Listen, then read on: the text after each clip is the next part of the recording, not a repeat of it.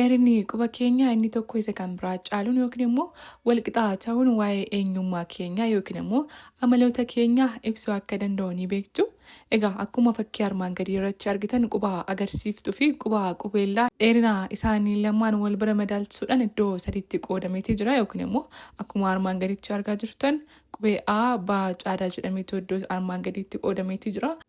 Kan keessan gareewwan kana keessaa isa kamidha? Egaa qorannoowwan garaagaraa maal akka jedhu ammoo tokkoon isaanii kan isin biraan geenyu ta'a jechuudha. Lakkoofsa tokkoffaa jalatti kan argamu qubee A'dha. Akkuma qubee A irratti argatan qubni qubeellaa quba agarsiiftuu ni caala. Namoonni garee kana jalatti ramadaman baay'een isaanii dhaabbannaa miidhagaa kan qabanii fi uumamaan babbareedudha jedha jechuudha qorannoon kun.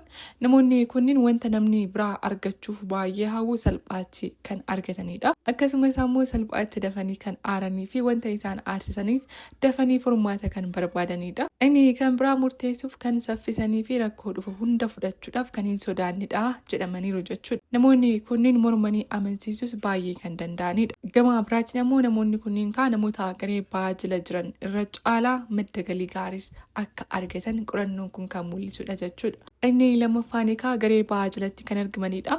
Isaan kun ammoo akkuma fakkiirraa argitan qubni qubeellaa quba agarsiiftuu irra gabaabdudha.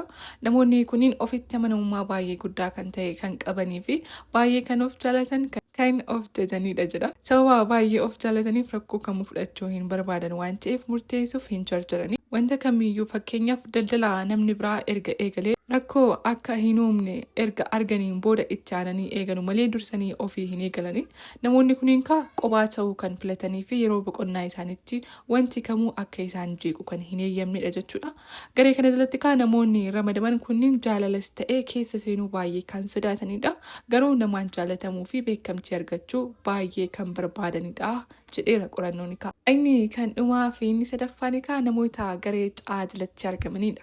Namoonni qubni agarsiiftuunii fi qubeellan isaanii walqixa ta'an ammoo namoota nageenya baay'ee barbaadanii fi iddoo jeequmsii fi walitti bu'iinsi jirutti tasumayyuu mul'achuu kan hin barbaannedha jedha qorannoon. Namoonni kunniin wantootaaf xiyyeeffannoo baay'ee kan kennanii namoota baay'ee waliin salphaatti walii galuuf kan hin rakkannedha. Nama qeequuf hin saffisanii sababa namaaf baay'ee gaarii ta'aniif namoonni baay'een icciitii isaanii kan itti himatan namoota kanatti akka ta'edha. Hariiroo jaalalaatiif baay'ee amanamoo kan ta'anii fi jaalalli kun immoo abbaa manaa yookiin immoo haadha manaa isaaniitiif sirriitti kunuunsa kan godhanidha jedhama. Meegaa qorannoon kun isiniif hangam hojjeta? Isinoo kana keessaa isaan kamidha? Koomentii jalatti naaf barreessaa.